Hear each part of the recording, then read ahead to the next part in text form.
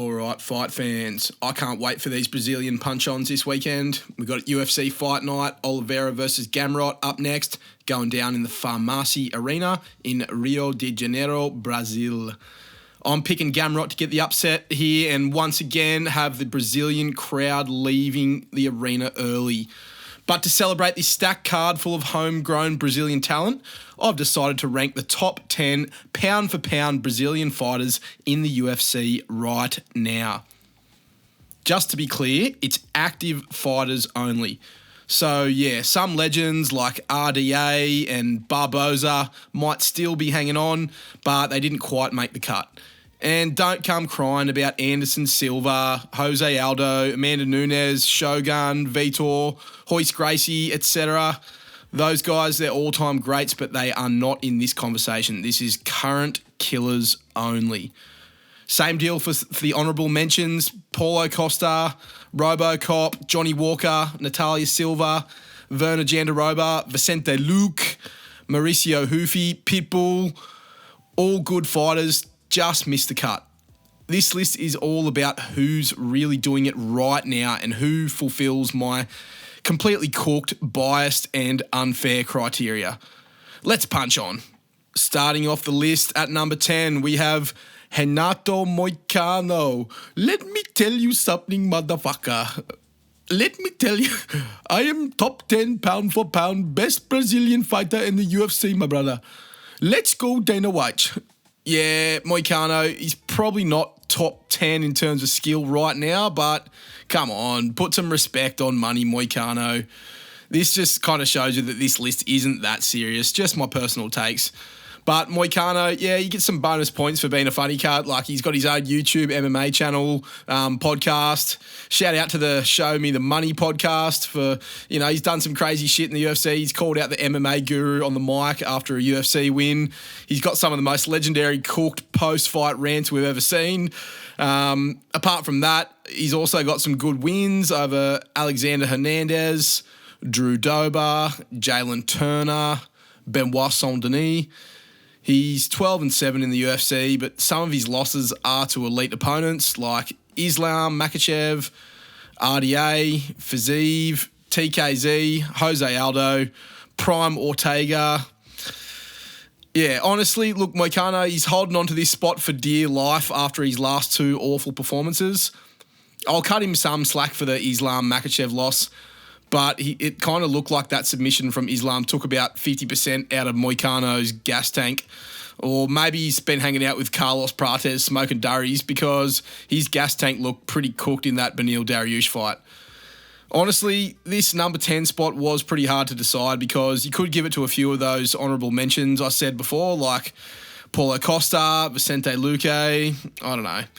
Those guys are past their prime, but so is Moicano, I reckon. So, I'm going to go with Money Moik at number 10, just for the punch-ons, chaos factor. Plus, he's ranked number 11 in the UFC lightweight division. That's no mean feat. That's a pretty solid division. Well, it's thought to be anyway. We love Money Moik here on the channel. Let's go, motherfucker. Moicano gets the respect he deserves, holds down the gatekeeper spot of the top 10 pound-for-pound Brazilian fighter rankings.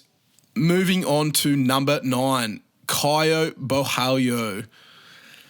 Honestly, this section of the list was so hard to rank because, pound-for-pound rankings are just so arbitrary.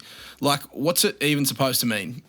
Which guy would knock the other guy out if they were, shrunk or, scaled to the same size? That's how I've always tried to think about it. But for this video, I've honestly just ended up ranking them in terms of, who are my favourite active Brazilian fighters. Anyway, tell me in the comments down below what your idea of the pound-for-pound list is and what logic you use to rank the fighters with. Chuck us a like while you're down there too. So yeah, really hard to rank numbers 10 to 5 because all guys are good, but a lot of them have also had a big loss lately that's killed a lot of their momentum. Then I got stuck in a bit of a loop thinking about, but this guy's fighting in a lower division and this guy's loss was to a guy who was pretty good and this guy had a few more better wins. Fuck, it was starting to do my head in. So we're really just going on vibes, whose style I like legacy, resume, all just combined in a cooked punch-ons kind of way.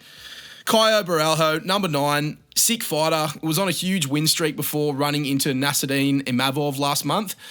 I like Caio's style. He's a kickboxer with a bit of a blitz, in, out, tit-for-tat style, and it usually leads to an entertaining fight. Some big wins he's had over Mikhail Oleksiejczuk, Abbas Magomedov, Paul Craig, Jared Cannonier. That got him on a bit of a roll, but that Imavov loss and the downfall of the fighting nerds has taken a bit of steam off the Caio Borralho train. I'm still excited for his next fight. Not sure who it's going to be. Maybe like an Israel Adesanya or something along those lines. He's a chill guy. He's got a fun KO first fighting style. I still think we haven't seen the last of Caio Borralho in the UFC, so I'll chuck him on the list at number 9. Let's keep punching on. Number 8, Jailton Almeida. Jailton is another guy who was on a huge win streak and had a bunch of momentum, halted by a somewhat recent loss. Losing to Curtis Blades in the pathetic way that he did was not a good look for Jailton Almeida, but he's bounced back with 2 wins on the trot over Alexander Blobanov and Sergey Spivak. He's got a big number 1 contender fight coming up against Alexander Volkov, and if he manages to pull that one off, I think he'll be right there staring down Big Tom for a chance at the belt. Jailton hasn't got the most exciting style, but it is effective, and I think he'd have the style to bring an entertaining, somewhat competitive fight to some of these more technical guys up the rankings. If he beats Volkov, I'd definitely put him further up the list for sure, but yeah, Jailton Almeida, the fat guy strangler, the guy famous for going to a decision and occasionally choking out blobs like Jairzinho Rosenstrike, Derek Lewis, and those other guys I mentioned before. We'll put him at number 8, just going above Borralho because he's a bit closer to the belt than Caio probably is right now, which is another part of how I'm piecing together this cooked ranking system in my head. Jailton Almeida, number 8. Yeah, let's keep going. Number 7, Jean Silva. Jean Silva going above Jailton Almeida completely undoes that thing I just said about being closer to the belt, but who gives a fuck? John Silva, he's a fucking beast, man. He's one of, pound for pound, most entertaining guys in the UFC. Maybe I'll have to make that tier list. Silva, he's got a wicked, aggressive, powerful, dynamic striking style that makes him a dangerous matchup for everyone at featherweight. And I reckon he could give some lightweights trouble too with his style. His striking is money, so versatile and explosive and unorthodox. He surprises his opponents with really diverse striking. Kind of like a more technical Yuri Prohaska. It's really fun to watch. Another guy who just had a huge momentum-stopping loss with Diego Lopes bathing him in blood and sleeping him with that spinning elbow at UFC Noche. Crazy scenes that was. You still got to be hyped for a Jean Silva performance, even after that loss, though. Even though Diego Lopes fucked him up, he was piecing up Diego in that fight and looking so slick. Obviously, nobody checked his grappling, brother, which is why he lost and why he's only at number 7 on the list. But if he beat Diego Lopes, I reckon he'd be a fair bit higher up. And to be honest, if Diego Lopes' chin wasn't made of pure Brazilian granite, John Silva probably would have slept him. So, yeah, Silva's pretty sick. I can't wait till he gets back in the octagon. I reckon number 7 spot, it belongs to him. Moving up to number 6, we have Davison Figueiredo. All right, wait. Let me cook. I know Figgy might be completely washed. Might. We're going to find out this weekend when he takes on Montel Jackson, so this could age terribly. But I'm putting some respect on my man Figgy Smalls this week. I'm picking him to beat Montel Jackson by a crafty decision, and I still think Figgy's still got it. Come on, boys. He only lost to Piotr Jan and Sandhagen because he had a fucking dodgy knee, mate. I'm telling you. Figgy's been injecting those stem cells, and I'm feeling a Y'all Must Have Forgot performance from Figgy this weekend at UFC Rio. Figgy's been tearing up the flyweight division since most of you guys were a twinkle in your daddy's eye. He beat Pantoja, Tim Elliott, Joe Benavidez, Alex Pereira, Brandon Moreno 1 out of 4 times. Then he moves up to bantamweight and just keeps cooking, beating Rob Font, Cody Garbrandt, and Marlon Vera.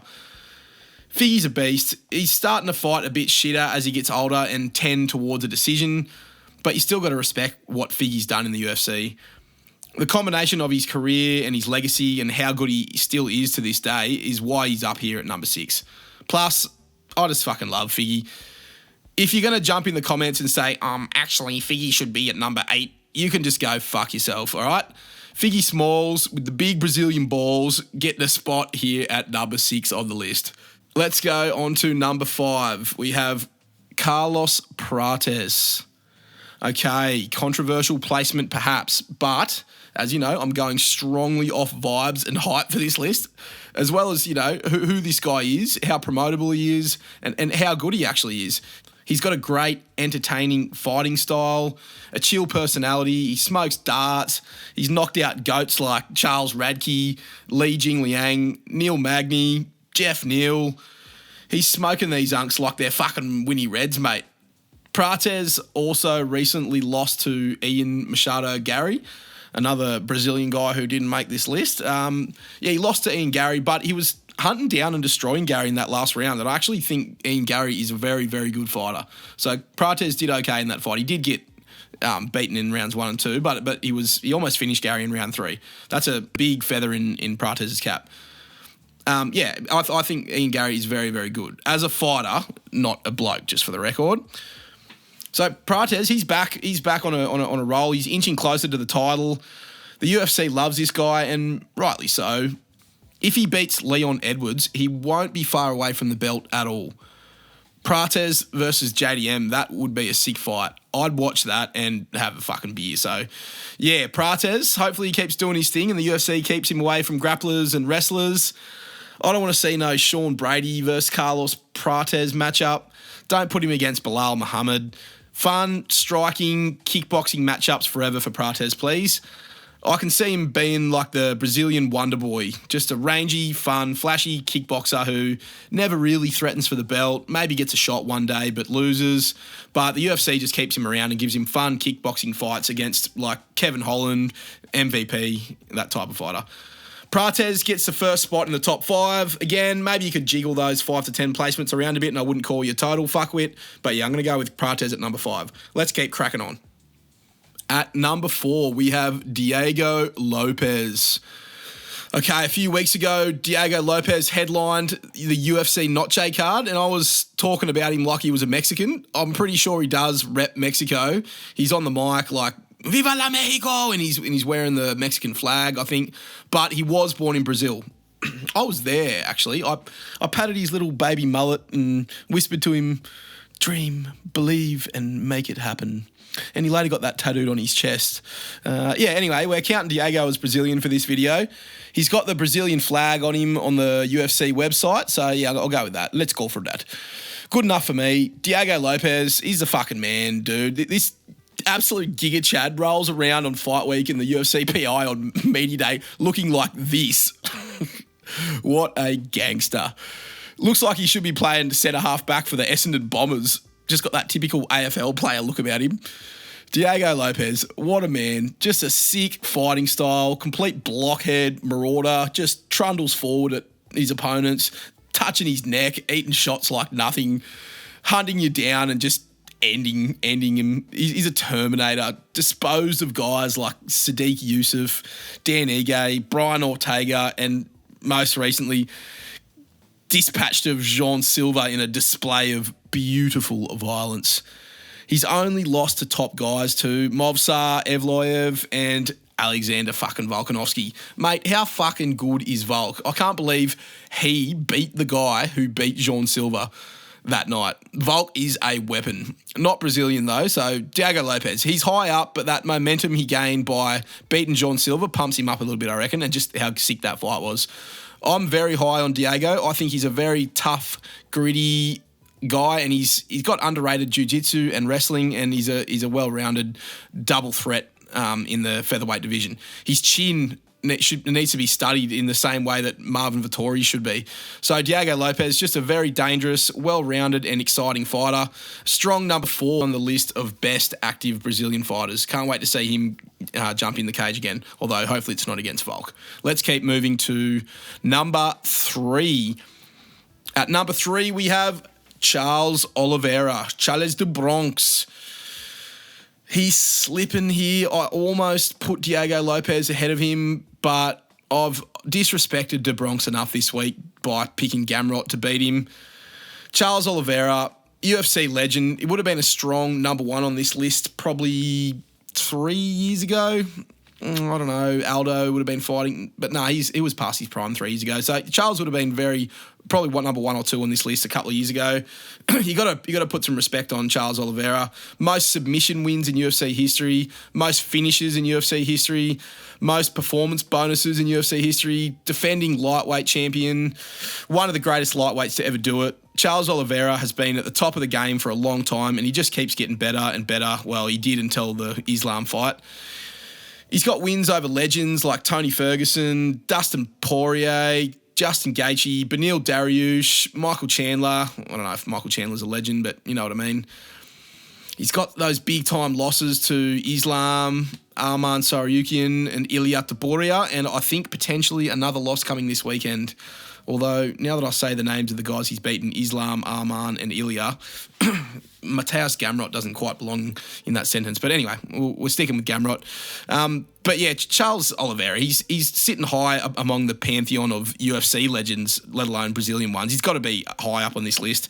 Charles de Bronx, strong contender here at number 3, but you can't put him above the last 2 guys pound for pound right now. Here we go. Number 2, Pantoja, bro. He's at number 2. I probably would have had Pantoja at number 1 up until last weekend at UFC 320. But right now I've got him at number 2 here, pound for pound Brazilian fighter.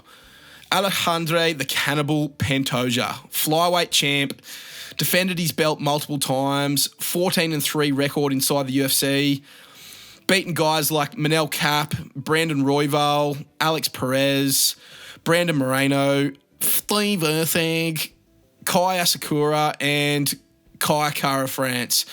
A hell of a resume he's got. Lost to Askar Askarov back in the day and to Figgy Smalls. Man, put some respect on Figgy, man. Pantoja is one of the top few most dominant champions in the UFC, up there with Merab, Hamzat, maybe Ilya. But yeah, Pantoja, he's a beast at flyweight. Borderline flyweight GOAT. A few more defences and he's there, I reckon. Maybe even if he goes up and beats Merab, I'd give it to him, but I actually don't really see that ever happening. So I'll put Pantoja at number 2. Not putting him at number 1 because he's not as exciting to me, not as entertaining, and not that much personality. I know that shouldn't matter as much in a true pound-for-pound ranking, but as we've discussed, these are my personal cook takes, so take it or leave it. Pantoja is by far the king of his division. There's basically nobody left at flyweight who can even challenge him. The UFC had to manufacture a Joshua Van title run in order to build hype for the next Pantoja fight. I swear that UFC could not believe their luck when Joshua Van beat Brandon Royval. They had him back out in the crowd ready for the face-off before he'd even gotten his gloves off or wiped the blood off his face from that fight. Pantoja probably beats Joshua Van. After that, he's back on the Kamaru Usman title rematch tour, although I'm pretty sure Pantoja already has multiple wins over many of the top guys at flyweight. So I don't know what's next for Pantoja if he beats Joshua Van. I think if Pantoja clearly beats Joshua Van, we might see the UFC get so desperate as to rehire Muhammad Mokaev. We'll see what happens. But yeah, Pantoja, absolute monster of a fighter, building a huge legacy at flyweight right now. Give him his flowers, bro. He's a bad little man. Number 2, best active Brazilian fighter right now. And now time for number 1. Drum roll. You all know who it is. The big man. He's back. Chama! Alex Pereira. Borderline the baddest man on the planet right now.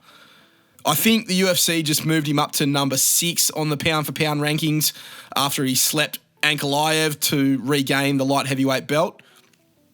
Pantoja is actually at number 5 pound-for-pound, but fuck that. Poatan is the man.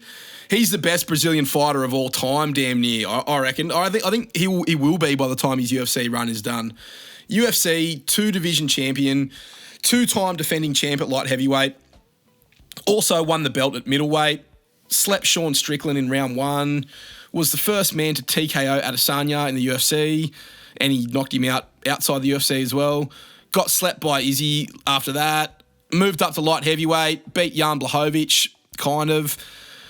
Then goes on a legendary KO spree, murdering Yuri Prohaska twice, Jamal Hill, Khalil Roundtree Jr., and now avenging his loss to Big Ank in brutal, dismissive fashion. Poatan, he's one of the quickest, most exciting, meteoric risers the UFC has ever seen. He's been the UFC's biggest star for the last few years, headlining huge cards like UFC 300, being Conor McGregor's backup, having some of the coolest, most badass moments in UFC history, like his hold up, let me cook moment at UFC 300, emoting on Jamal Hill and Magomed Ankalaev, his legendary stare downs with Yuri. Bro, Poatan is him. You cannot deny this man. Number one Brazilian UFC fighter right now, and I reckon there's still big things to come from Poatan. Very excited to see where he goes from here. So there you go, the 10 baddest Brazilians in the UFC right now, according to me and the Punch On's canon. Couple of cook calls in there, but if you made it this far, well, you're fucking cooked too. So let me know your top 3 in the comments. Make sure you like, subscribe, all that good shit. We'll be back on the weekend with some more content after UFC Rio. I'll have my full fight breakdown after that. And yeah, looking forward to the chaos of the weekend. You know how it all goes. Punch on.